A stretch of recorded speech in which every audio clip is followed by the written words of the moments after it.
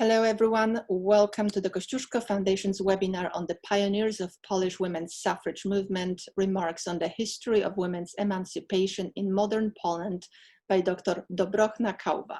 My name is Ewa Zadworna, I'm Director of Cultural Affairs at the Kościuszko Foundation, and I want to welcome all our participants who join us for this webinar. Please note that you are most welcome to ask any questions you might have throughout the lecture, and you can do so using both Q&A feature or raise a hand feature that should be available on your screens. Also, please note that this lecture is being recorded and will be posted on the Foundation's website and our YouTube channel, so no need to take notes, but of course, if you want to, please do so as well. As you know from the event announcement, this lecture starts a mini-series of lectures and talks that is going to be presented throughout the fall. Its title is Her Story, a Legacy of Extraordinary Polish Women, and it was inspired by the 100th anniversary of the passage of 19th Amendment to the US Constitution. The 19th Amendment was ratified on August 18, 1920. And without a doubt, it was a huge event in American history and one single biggest expansion of democracy in this country. Since mid-August, countless of articles documenting the story of the suffrage movement were published in various newspapers and magazines. Many documentary films about the history of the movement and its leaders, such as Susan Anthony or Elizabeth Stanton, were presented on various media outlets. Many discussions took place, many webinars, many forms of artistic expressions were inspired by this fact, and they were also presented online.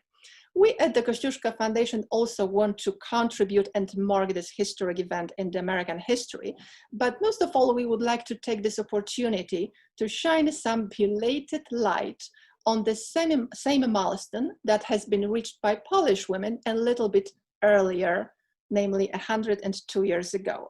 On exactly November 28, 1918, which was just 17 days after regaining independence, Poland passed the law allowing women to vote and hold public office. It was quite an extraordinary fact that after 123 years of the partition era of non-existent on the political map of Europe, Poland became one of the very first countries in the world that included women in democracy. However, 2 years ago, when this notable fact reached its centennial, it has been a little bit, I would say, overshadowed by countless events celebrating the centennial of Poland's independence. That is why this event, this lecture, and this mini-series of ours to shine light and to tell the story of the extraordinary Polish women that paved the way to equal rights for women over 100 years ago. It is my pleasure to introduce to you our speaker today, historian and specialist in the women's history of the 20th century Poland, Dr. Dobrochna Kałwa. Dr. Kałwa is an associate professor at the University of Warsaw, where she's been working since 2012. Prior to that, she was working at the Jagiellonian University in Krakow, Poland. She was a visiting professor at Erfurt Universitat in Germany in 2010. She serves as a member of the editorial board of Aspasias, which is the International Yearbook of Central Eastern and Southeastern European Women's and Gender History, a co-founder of the Polish Oral History Association.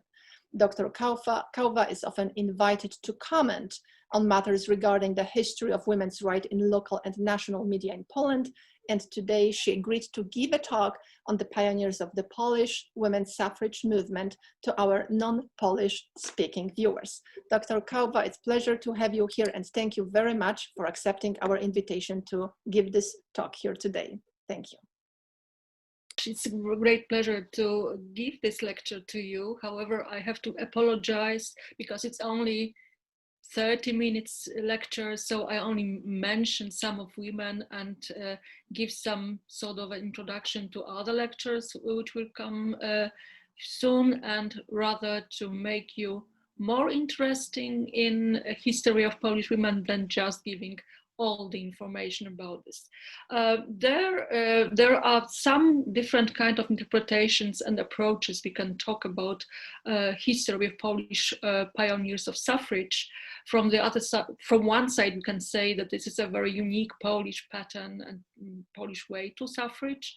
On the other hand, you can find many traces of rather universal or at least European ways to get the right to vote. I will mention both of them, and also to start from a little bit different moment, because I would like to start with the 1918 as a moment of having this suffrage by Poland. 1918 is a very specific year in the terms of what happened in this time in Poland, because this year brought independent state, the peace, of course, for many people in Europe and in the world, and suffrage, not only to Polish women, but also to German or Czechoslovakian country also offered this kind of right to women.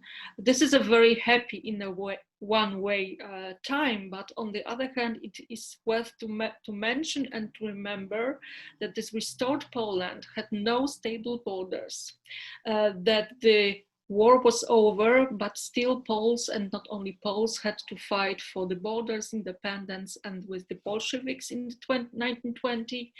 And suffrage was a big change and big turn and big hope for many women, but only 8 of women won the mandate, and within the 400 of parliamentary members, there were only 8 of them. So this is a very little part of the story of women in this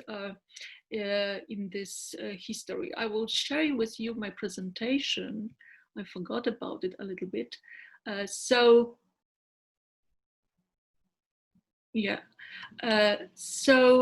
Here are the first 8 women who entered Polish Parliament in 1919 and were elected, despite they were not mostly politicians. However, many of them, all of them, are very famous, very significant, and very experienced in political, educational, and social work. These 3 patterns of being introduced into the public space, it's something that happens also in other countries. So being a good social activist, working for the poor, working for the children, was also a sort of argument that I am aware to be a politician, a female politician with her own different kind of tasks and agendas, because these women really believed that women are different from men, also as politicians. Some of them were very high educated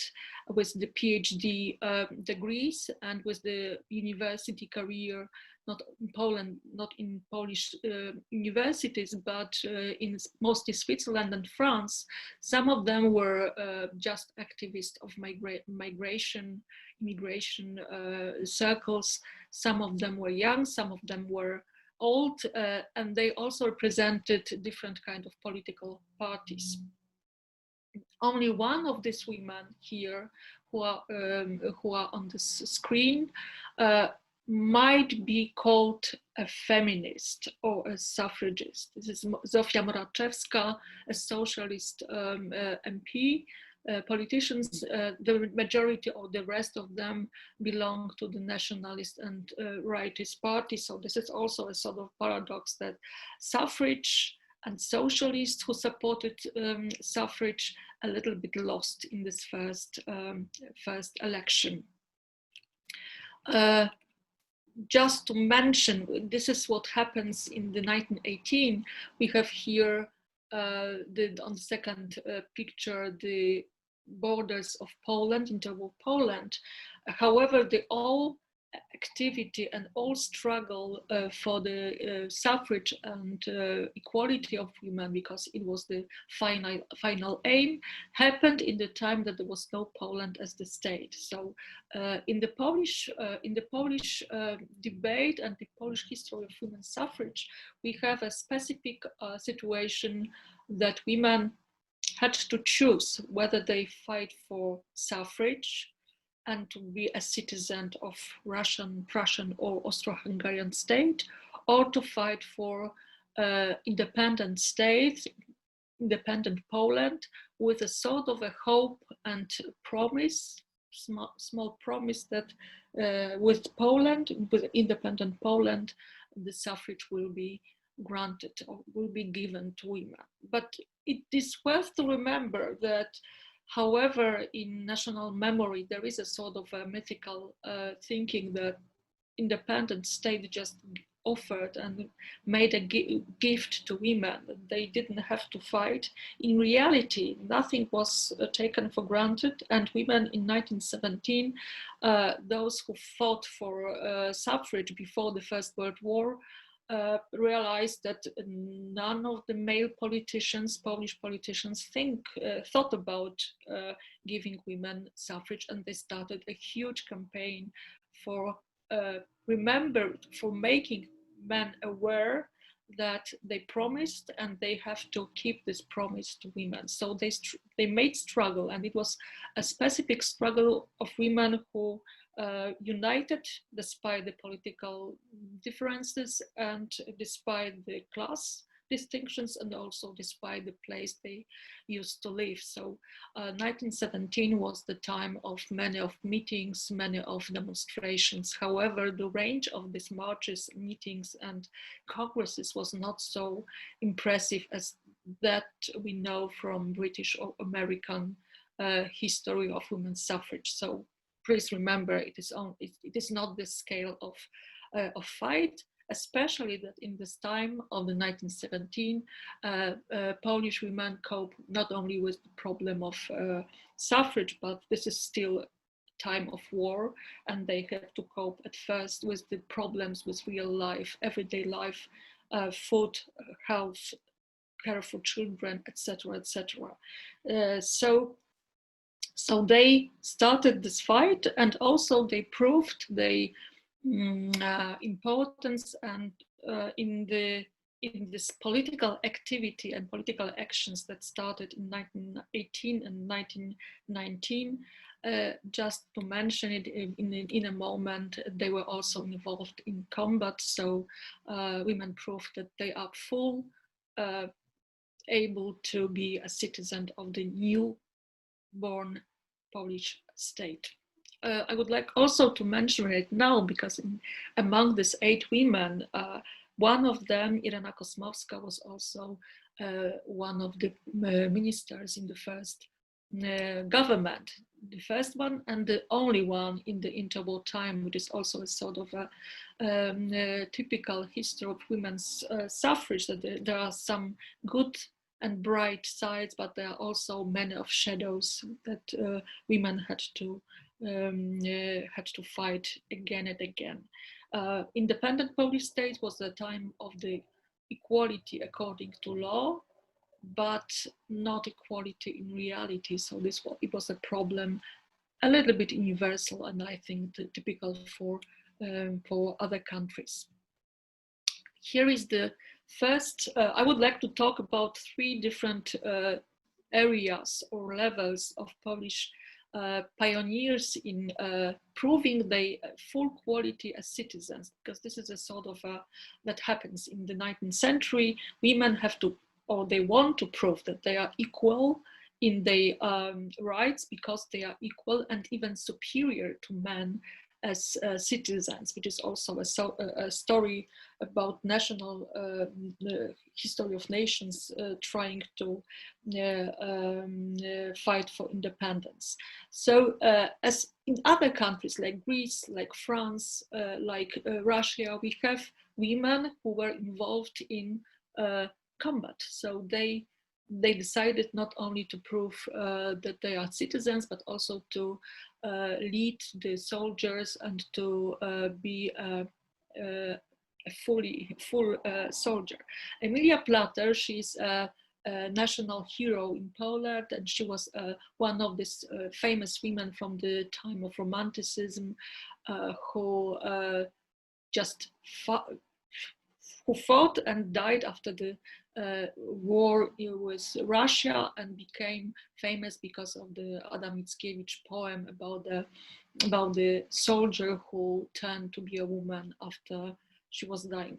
So Mickiewicz build up this story. It is nothing common with reality. However, Emilia Plater became a national hero, and she was also a sort of a figure important for many young women in the next generations who wanted to follow this pattern and who wanted to fight in combat and who wanted to turn to just dress like a man and being just a soldier. The very good example is Henryka Pusto-Wojtow, who rose up on this myth of Emilia Plater, and she became just a full soldier fighting in the uprising in 1963. Right now, she's not so well known and remembered, but in her time she was quite famous and she was quite popular among women and men in Czech areas or in France. She was a sort of a person very well significant in that time.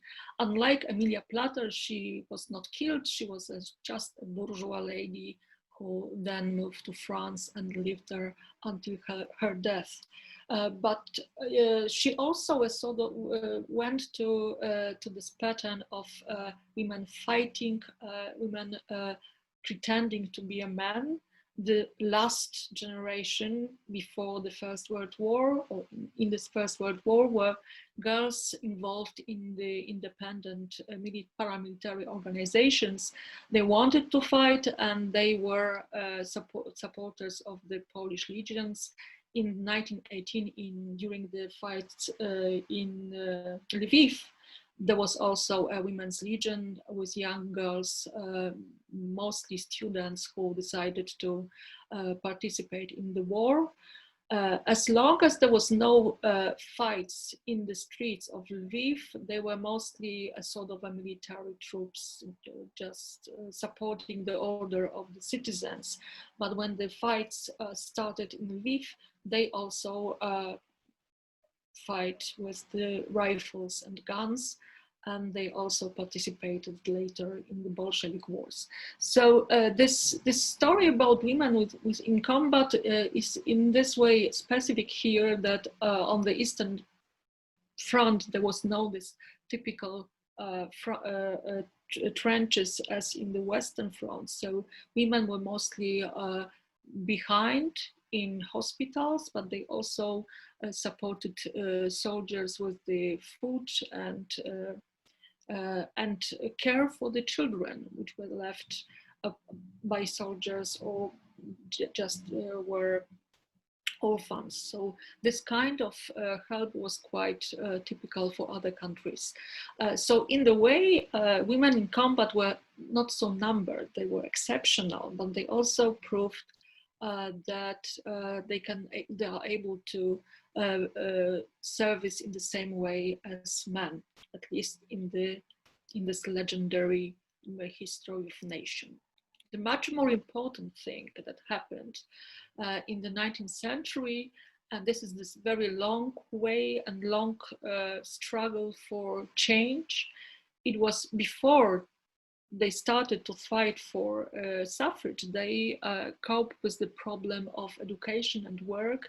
The 19th century process of modernization of the society meant that there were plenty of women who had to think of who had to cope with financial problems, that they have to earn money. Of course, this is not a problem of working class women or the peasant women. They were, work was not so difficult and so new for them, but intelligentsia women or middle class women usually were not trained or not educated to be professionals. Their path was just to find a husband and to be a mother. And suddenly, in the mid of the 19th century, the new problem rose in a new scale, that many of these women had to work, not because of the only because of lack of men who were in prisons or were in Siberia because of the patriotic fight, but also because many of these women were just single and they had to think of themselves and they have to find a job. The most typical and the first kind of profession women used to choose was just to be a private teacher. So many of them lived with their family and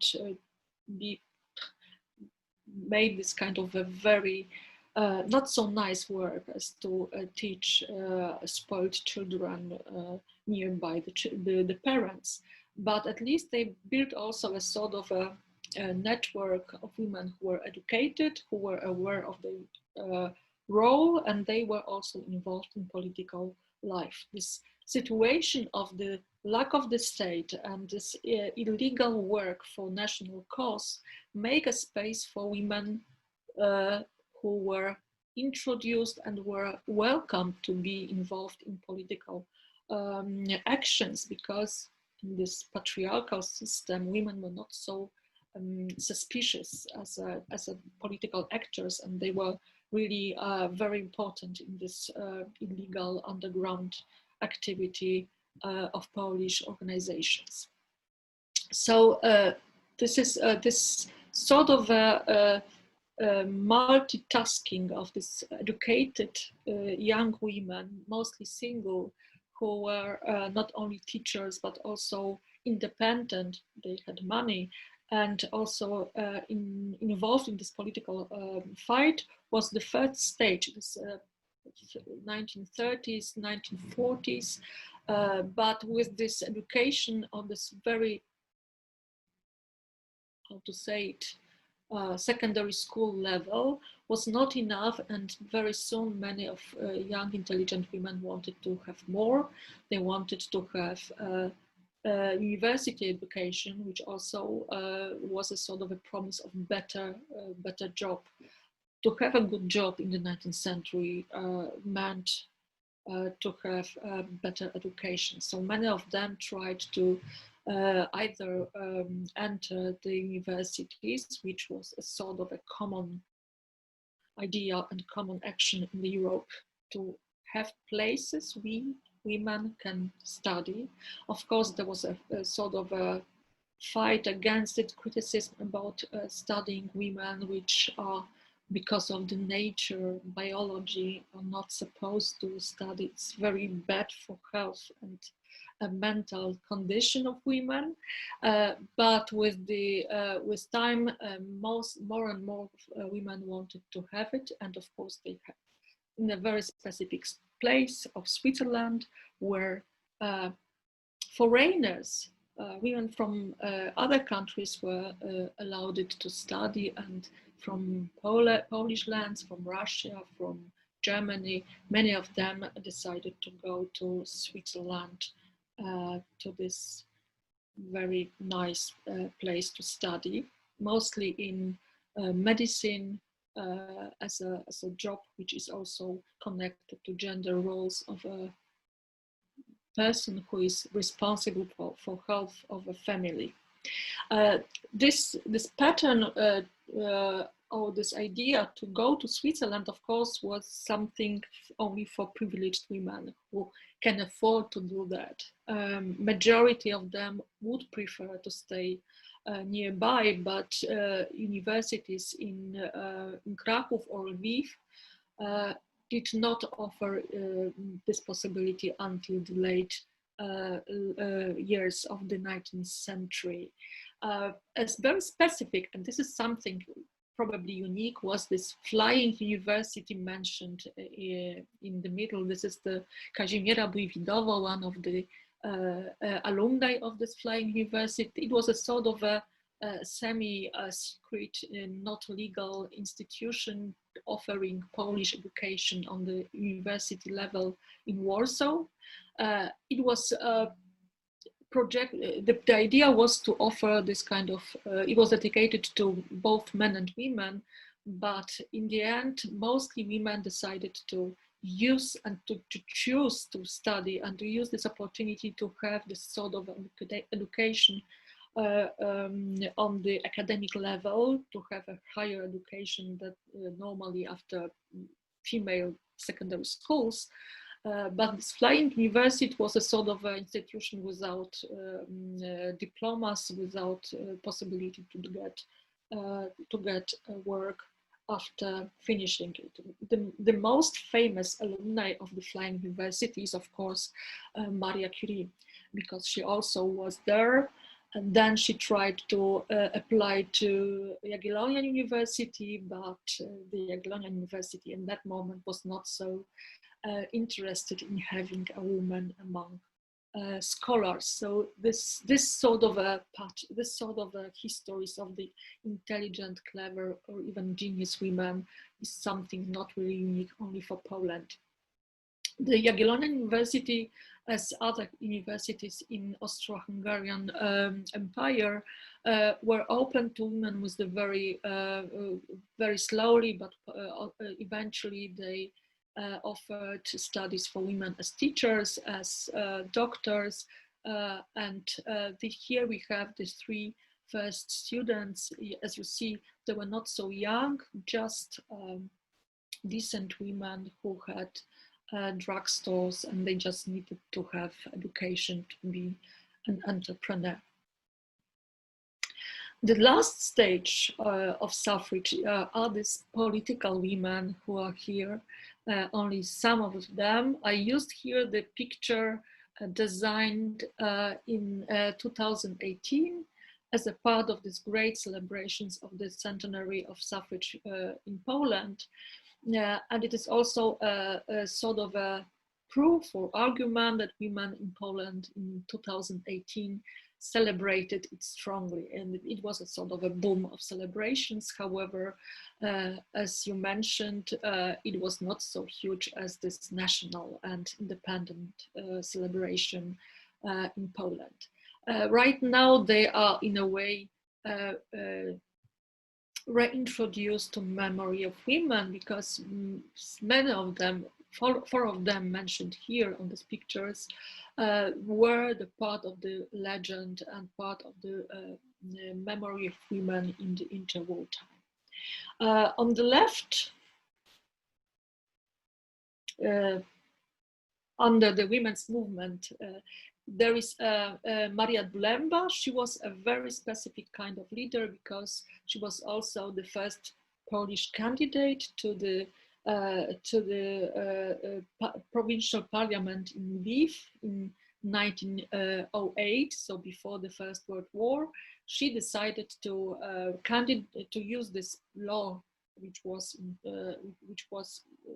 permitted people with this special kind of income or education to be a candidate. So we know this kind of pattern from the United States, from Britain, from Germany, maybe less, but from France also, that women tried to use the law, which was not so specific about gender, to introduce themselves as voters and also as candidates to the parliament. Dulemba lost, unfortunately, but it was also the time where, paradoxically, the few women who had suffrage because of this income or education, when the common voting for men was introduced, they lost their rights. So this sort of a history how this democratic law was also a law excluding women again from being a part of the political life. So Maria Dulemba, she was the first. She was a very significant person in this history of Polish suffrage. I'm sorry, she's in the middle. On the right, we have this. On the left, we have the most important and significant feminist in the time. She was called Hetmanka. Paulina Puczalska-Reinschmidt, who also was a sort of a leader, but also a mentor for many young feminists. She was also an author of the very coherent program and arguments for women's suffrage, and she claimed that women are morally higher and better than men, and that made them better citizens than men used to be. This is a very specific kind of argumentation, also known in other countries, that not equality of genders, but rather superiority of women made them better politicians. In 1919, many of MPs believed that they can teach this nasty politicians and boys who behaved very badly in parliament how to be a good gentleman-like politician, but it didn't work, of course. Women are as bad as men, unfortunately. On the right side, below, we have a picture of Maria Turzyma, one of the authors of a very important part of the discussion about women's suffrage, about motherhood and being a professional mother, so turning this motherhood as a natural skills to something that needs education, to be a professional kind of approach. And in that moment, she also introduced motherhood as an important part of the political debate. And above, we have a very specific and rather the pioneers of something that happens after the First World War. Justyna Budzińska-Telicka, a socialist activist who was one of the physical doctors involved in the birth control movement, and she was also involved in work in Łódź. So here is another one, maybe the most problematic for the national discourse icon of the feminist in Poland. Maria Konopnicka is a very well-known poet of a rather naive poetry and a writer and a social activist. Everybody knows in Poland Maria Konopnicka because of her patriotic songs she wrote about the poems on migrants, and she was very late discovered within this national discourse as a feminist. She was involved in feminist movement. She was a suffragist, however, rather more like a writer than just an activist fighting in the streets. But she also was a very problematic because of her biographical choices. As I mentioned on the slide, she was not a so good mother. She was in separation with her husband. She had a very numbered love affairs with men. And in the end, she was in a very long-term relation with Maria Dulępianka, so that in a way she became a Polish icon for the LGBT. Several years ago, there was a great debate about this and fight for Maria Konopnicka, whether she's an icon for nationalist movement or she's an icon of LGBT and feminist. There is, of course, a question whether a lesbian can be a true patriot, or whether the feminist can be a national involved, because Konopnicka combined all these ideas and aims, and she fulfilled her role, and she is fulfilling it up till now. So this is the last one and the last icon I have to show here. However, the list of the significant women is much longer, and we have to remember another thing, that behind this icon and this heroines everybody knows, there are plenty of women who were just do good work and everyday work in social, educational organizations, and they are not so well known. One of the book who cherished women involvement in the national and Polish movement, called them the silent heroines, because they have no names and their work was significant. And I prefer to remember also those who were not so visible but still important. Probably, as right now, we know only few feminists in Poland, but during these black marches, there were thousands of them participating in another fight of feminists in Poland right now. So this is a moment I would like to stop.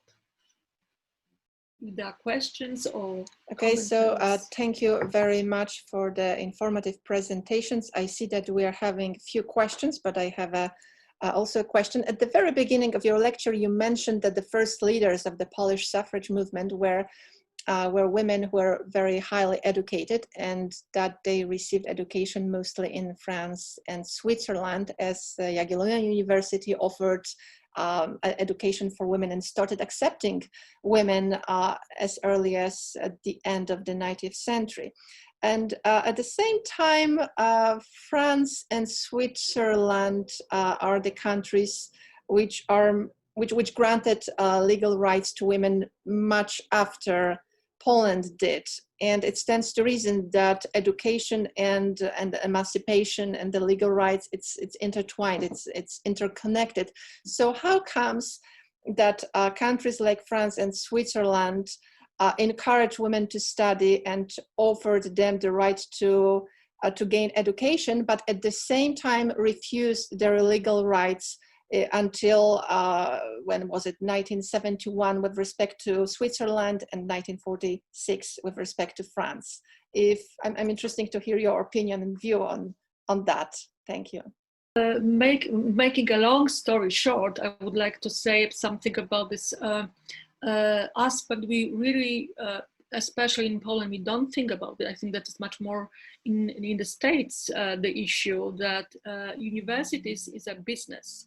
So the Swiss professors, they said, you women from the mostly Eastern Europe are welcome, but they are not so positive about studying of the Swiss women. So they were mostly foreigners of the Switzerland universities, not the Switzerland women. And the same, I think, I'm not quite sure about the France, but you don't find many of Swiss women among Swiss students. This is because they paid for that, so it's a sort of a business, and money is always welcome. So this is the issue of the Switzerland case, and I'm not quite sure about the Switzerland votes suffrage, because there is different levels of the rights, and I think on this provincial, on this local level, women were allowed it only on this national level, which is not so important in Switzerland. So probably, but it is. Switzerland is exceptional in many levels, in many aspects. So I would rather not to. Okay, but that would explain. I'm in the States, but I forgot about this thing. Who taught at the Flying University, men or women? Men, of course, professors, because at that moment there were no women professors, so that's why many of professors working in Warsaw, but also social activists, writers, intellectuals, they were involved, and they offered their knowledge, and they offered also a certain level of discussion and intellectual qualities. So many of them used it. One of my favorite Polish pioneers, I didn't mention, Kazimiera Bujwidowa, who was a strong fighter for education for women, and to fight for introduction of the state exam for women, just to make them possible. They make them possible to study. You have to have matura, so this is sort of a state exam, and the end of the high school. Mm-hmm. And secondary schools for girls, they didn't have this in the curriculum, that there is a sort of a matura, and Wojtyła fought for that very strongly, especially that she had daughters. She wanted them to be educated. One of her daughters also was involved in this fight in Lviv in 1918, so they followed this idea of her mother. It is worth to remember that Wojtyła also had a great support from her husband, who was a professor, and he supported and fight for making this law for women studying. So he was also a sort of a feminist, which is nothing new in this history of feminism. Usually the great feminists had support of some kind of men, not always husbands, but there was a sort of support of men. Men, Polish men that you can name that were advocates of women's case? Yeah. Are there many of them? Kazimierz Bujwit. This is, I strongly recommend the story, because this is sort of a love affair, long marriage, and sorrow of the late wife. But also I would mention Daszyński, who was this, and Andrzej Moraczewski, so the socialists who supported women in their fight. Unfortunately, neither Piłsudski nor Dmowski thought about, supported women's issues. They found it a little bit suspicious, and of course they were not against because of the pragmatic reasons. So if the shape of borders of the state would have been decided in a plebiscite, in voting, you of course give a vote for women, because you have in that way double the votes for Poland or Germany. Germany did the same. So it was rather pragmatic reasons than ideological. We have files, we have memoirs of Dmowski fighting against women's suffrage, and had some really huge quarrels with Balicka, one of the women's leaders who were in the parliament. So there are different kind of approaches, but I like Daszyński. He was a sort of a supporter. And another thing which is a little bit paradoxical, the two of women MPs who entered the Polish first parliament were elected from the peasant party list. So this peasantry, which is very conservative, which doesn't think about giving women political rights. They appreciated social activist women who were involved in making education for peasant, and they just voted for these two women. So it is, but peasant oriented women in the parliament were not so often mentioned. You mentioned about the case of exercising voting right, and that brings us to the first question by our participant Joanna. She asks, do we know how many women were starting in the election? So actually that brings us, yes, that's a very good question, because currently in every country, in each election, each party, each person that is a candidate strongly encourages and invites everyone to exercise their right to vote. So the question is, I mean, do we know, are there any statistics that depict how active women were in exercising their voting right, both passive and active at the beginning? We can only assume that the number was high, because this exercising the level of vote of exercising vote in the first election was the highest in that time. But it's very difficult to count it, because the number of people with the civic rights was not certain. There was no border of the state. Some of them, some of the MPs were just reintroduced from the old parliaments of the Austria or Russia, because there was no election in the eastern border at all. There was war there, so there was no election. but there was a plenty of them. And how many of them started?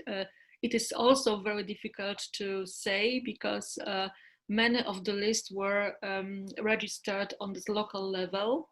So we don't have this national level lists. But I would like to mention one which is very interesting.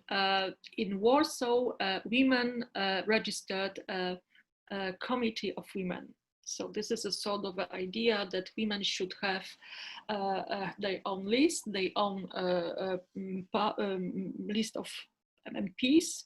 It was very easy to register such a list of candidates. It was because there was only 50 signatures required to make the list registered in the election. So the women managed, they earned 50 several signatures, but in the vote, in the election, they only earned 51 votes. So very few, even women, wanted to vote for women cause. So this sort of a women's party or feminist party did not really work.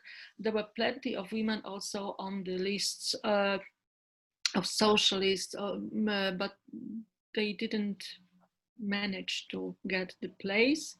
Gabriela Balicka, she's a sort of an interesting example. She was elected to the parliament from the National Democrats list, and she was on the 3rd place, which means that above her was only Dmowski and Paderewski. She couldn't be higher, but she was elected and she entered the parliament. Usually women were placed on the lower level of the lists. This is a typical way how to introduce women on the list, but make them unable to win the mandate. So, so many of them just didn't get it. A question appeared throughout the lecture. Do I understand it correctly? Okay. I understand the question, and I must say that even in Polish, I have problems with explaining this specific and very complex courier system in Austria. So all the people with the sorry, but actually we're just making recordings, so those people who are going to listen later on. So let me just read the question so everyone is included. Do I understand correctly that women lost their voting rights when the voting right was extended to all men, including peasants? Okay, so that's the question, sorry. Okay, so before the full democratization of the voting was introduced in the very early 20th century, there were 4 different levels of citizens. So, and you could have right to vote if you, for example, paid a certain amount of taxes. So you pay taxes, you have right to vote. So this wealthy women with the property, they could vote. However, they could vote through plenipotents. So a man was sent and vote on behalf of a female taxpayer. This is a very specific kind of system. And they were mostly in Korea, which combined people with higher education or this wealthy taxpayers. But when the general right to vote was introducing, it was introduced as a right for male-only citizens. So it was a specific information. Not everyone citizen can vote, but only male citizen who was after or over 18 or 20 years old. So in that moment, this small group of privileged women, they just lost their right to vote because it was not the education or property was the case, but the age. So it happened also in other countries where this courier system was in charge. It's very difficult to understand. Probably it would be better to read about this courier system. Fortunately, it doesn't exist anymore. And there is another question. Was there any? Was there any recognition that we know of Maria Konopnicka being gay by the society of her time? Was she ever trying to occupy public functions? And that's a very good question, because perhaps our viewers, our participants who were not born in Poland and didn't attend Polish elementary school, they don't know it, but I can attest that all children at the very beginning in the elementary school, they need to read short stories by Maria Konopnicka, and I can attest that we weren't aware about these elements of the bio note of Maria Konopnicka. This is something that I've learned while getting ready for material. So that's interesting to know. And right now she's a little bit old-fashioned. Nobody really knows her poems. But for example, the song Rota, which is anti-German and very patriotic, and probably many people in Poland know this song. They probably don't even know that it is by Konopnicka. But she was a sort of a really important person, and she was an authority for Polish nation because of her also involvement in support for children in Września. It's a sort of a different complex history of Polish fight for national rights, but her being gay was not so unknown, not so known, and after all this sort of women interrelations or being in a female friendship was not perceived as something wrong. Many of single women lived together, were friends, and it was not recognized as for example, the gay male homosexuals, which was forbidden and penalized in many countries. Two women living together is nothing wrong. It is also connected with a different concept of sexuality of men and women. Maria Konopnicka and Maria Bulemba, they lived together and they even were buried together. So it was not something wrong in terms of the opinion of the locals, also of peasants. Maybe because it was sort of two high authorities and well-known women who just lived together. Nothing wrong with them. I like this idea because what I also like about suffragists, that they are very often not so, how to say it, they are not polite and nice girls and women. So with a sort of difficult biographies, difficult relations with other men and women, they were open to challenge the patterns, challenge the gender and social orders. In a way, being a suffragist meant to be a revolutionarist, maybe not in the time in terms of the political ideology, but also in terms of this moral ideas and moral rules. One of the Polish writers was also a feminist, Zofia Naukowska. She had a great conflict with Kucharska-Reinschmidt because unlike Kucharska, who wanted to promote sexual purity of men and women, Naukowska claimed to the same rights for sexual freedom for men and women. So she called for a sexual freedom for women and having a choice, not being stigmatized as a person who is not so, how to say it, who was open to something more than just being in a monogamous relationship. So there was a huge debate on one of the congresses of feminists because there were two different kind of concepts, what freedom and what equality means. Kucharska wanted to make men not so sexually active. Naukowska wanted to make women more sexually active as men and use the same rights that men had. So even among these feminists who were not so numbered, there were conflicts and tensions and different ideas. What does it mean to have rights? What does it mean to be equal?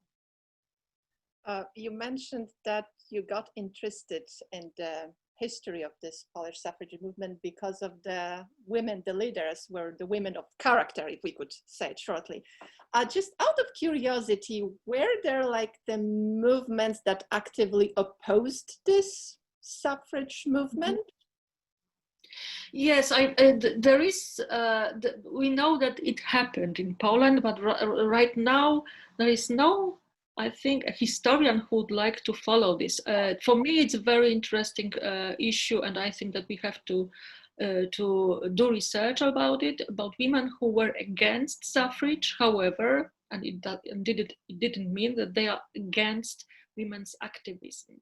They didn't want to enter the political scene because politics is something brutal, aggressive, and this is against this idea of women who are so naturally born to be self-sacrifice, to be silent, to build peace against the war. If you look at the everyday life of the parliament in the 19th century, it was a nightmare. And this really, this is the space of brutality, aggression, bad words and bad deeds. So I'm not so surprised that these women either didn't want to be there, or they thought about, we have to educate these nasty boys and make them gentlemen. But it didn't work at all. So this is sort of a utopia that women believed. This is the time where women believe that they are different from men and they are motherhoodly like, so, prepared to be mothers. So we have, I believe, the last question, which would maybe conclude our webinar. It's from Anna, who asks, perhaps could you offer a comment on the role of women in solidarity movement against the background of the Polish suffragists? Was there progress, regress, or a bit of both? In what ways is recognition of their role in the public memory similar or dissimilar? Yes, background. Yeah, this is this is the nice topic for the next lecture, I suppose. The problem is just in the very last years, Polish feminists rediscovered this Polish history of suffrage and feminism. When the feminism appeared in Poland at the time of transition, it was rather presented as an American or British tool to fight for equality, because many of these feminists were not historians, so they were not aware of the local Polish roots of this kind of fight. And right now it is a little bit changed, because many of women, also non-historians, non-academics, start to look for women in nearby, in neighborhood, in local communities in the past, and they just discover and dig for the local heroines. There is a great movement, local movements of feminist NGOs who built up the memory maps of women in different cities, and you can just visit, for example, a shipyard in Gdańsk, not to look for the heritage of solidarity, but to listen and learn about women working in this shipyard for years. And there is a sort of a beautiful project about the women in shipyard, or the feminist in Krakow in the 19th century. Something's going on, because more and more young women want to have their own heritage, not only American or British one. Okay. We even now have a film about Polish suffrage, so this is something that also changed.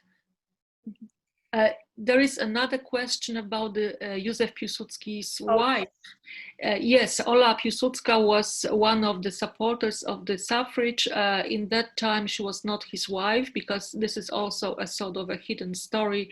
Piłsudski's first wife was still alive, and he was living with another woman, so this is very complicated. But Aleksandra Piłsudska, at least, she just used this right to be free and right to live on her own. However, there's always a question about these first wives of independent activists who in the 20s and 30s very often changed wives for the younger models. What I don't like, of course. With Piłsudski, it was a little bit different. Ola was, she just cherished Józef, and she was really, really devoted to him. And she was not only wife, but also a partner. Okay, I believe that would conclude our webinar. Till now, thank you very much for this talk. Everyone, thank you very much for joining in, and we hope to host you soon. Bye. Thank you very much. Thank you.